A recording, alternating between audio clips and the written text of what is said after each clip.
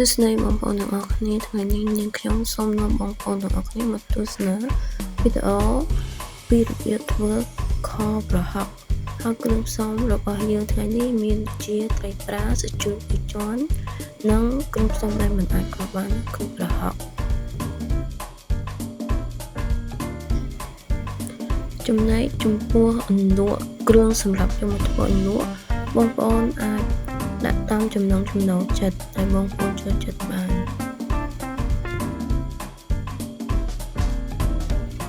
តើឥឡូវមកពីវិធីធ្វើទាំងអស់គ្នាដំបូងបងប្អូនអាចយកត្រីនិងសាច់ជ្រូកទៅលាងសម្អាតឲ្យបានស្អាតរួចយកមកចិតជាតំចង្វាមូលប៉ុនៗរាងដៃប្រវាយមួយថ្នាំដៃ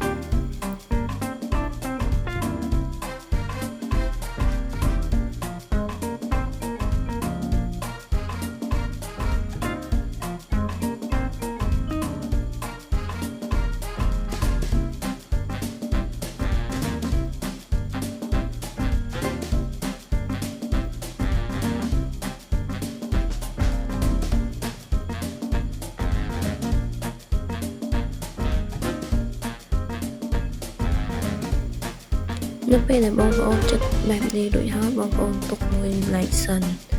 ចំណែកត្រីរបស់យើងកាត់ចេញជាដុំកង់ទូចល្មម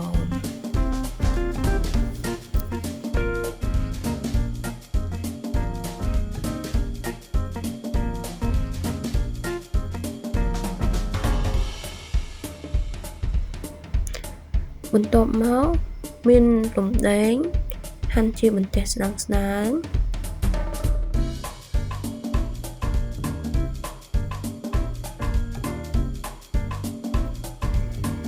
ចំណែកគល់ស្ក្រៃយើងត្រូវដំវាឲ្យរាងបែកបន្តិចកាត់វាជាកង់រួចទុកវានៅឡើយ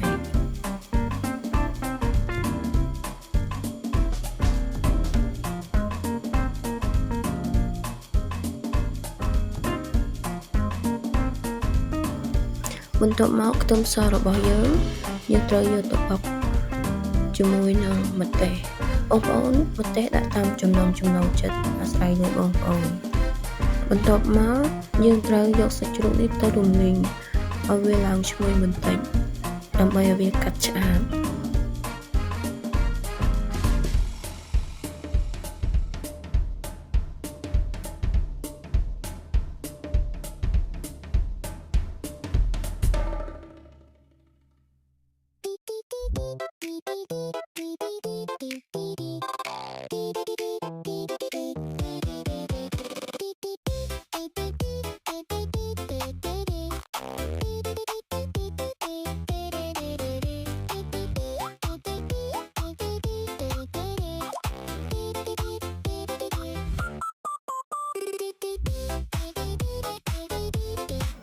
បន្ទាប់មកសាច់ជ្រូករបស់យើងរំលីងឡើងក្រៀមបន្តិចក្រៀមល្មមបងប្អូនដួសទុកមួយឡែកសិនបន្ទាប់មកដាក់ខ្ទះដដែលឡើងក្តៅចាក់ប្រេងចូលដាក់ម្ទេសនិងខ្ទឹមដែលបុកបំបាញ់ចូលកូរវាឲ្យឡើងឈ្ងុយបន្ទាប់មកយើងដាក់គល់ស្ក្រៃរំដេងដែលយើងហាន់នោះចូលបន្ថែមទៀតកូរវារហូតដល់ឡើងឈ្ងុយ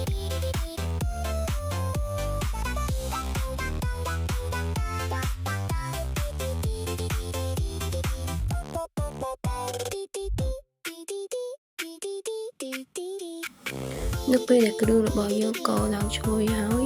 សូមយើងដាក់ស្ករត្នោតចូល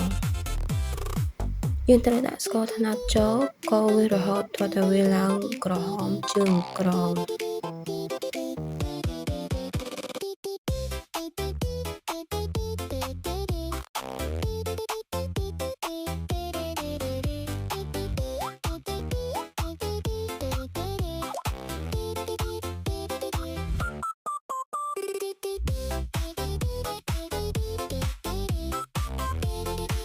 នៅពេលដែលស្កររបស់យើងឡើងក្រហមហើយបងប្អូនអាចចាក់ប្រហុកចូលបានចំពោះនាងខ្ញុំ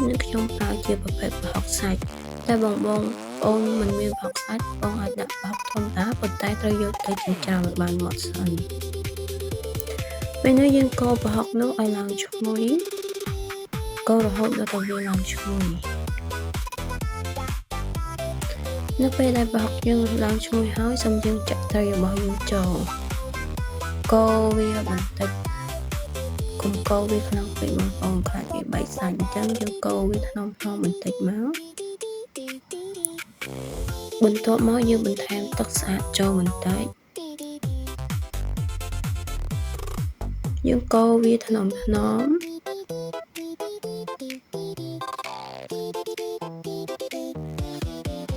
បន្ទាប់មកទើបយើងចាក់សាច់ជ្រូកដែលយើងរំលីងទុកវាឡែកនោះចូលរួចកូរច្របល់វាឲ្យចូលគ្នាល្អ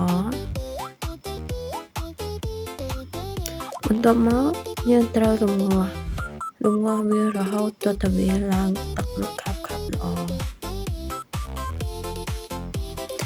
នៅពេលដែលយើងកំពុងរំងាស់បងប្អូនអាចថែមជាប៊ីចេងបើសិនជាបងប្អូនមិនពិសាប៊ីចេងបងប្អូនអាចដាក់ជាម្សៅស៊ុបបន្ថែមចូលតាមចំណង់ចំណូលចិត្តតាមរសជាតិដែលបងប្អូនចូលចិត្តបានបន្ទាប់មកខ្ញុំមានបន្លែជាប្រភេទត្រប់ចឹងបងប្អូនអាចចាក់បន្លែត្រប់នេះចូលរំងាស់រហូតដល់ត្រប់នេះឆ្អិនកំឡុងពេលដាក់បន្លែបងប្អូនអាចបន្ថែមទឹកមួយជំរំអំបិលចូលបន្តិចបានដើម្បីមានរសជាតិជូរបន្តិចបន្ទាប់មកនាងខ្ញុំបានបន្ថែមស្លឹកក្រូចសើចដើម្បីឲ្យមានក្លិនកាន់តែឈ្ងុយរួចហើយនាងខ្ញុំបានរំងាស់ទុកឲ្យវាឡើងនៅសល់ទឹកខាប់តិចប៉ុណ្ណេះជាការសាច់ហើយបងប្អូនចំពោះមុខម្ហូបខប្រហុកអរគុណសម្រាប់ការតាមដានវីដេអូកុំភ្លេចជួយ Subscribe Channel នាងខ្ញុំផងដែលមានឈ្មោះថា Cooking House អរគុណសម្រាប់ការទស្សនាវីដេអូ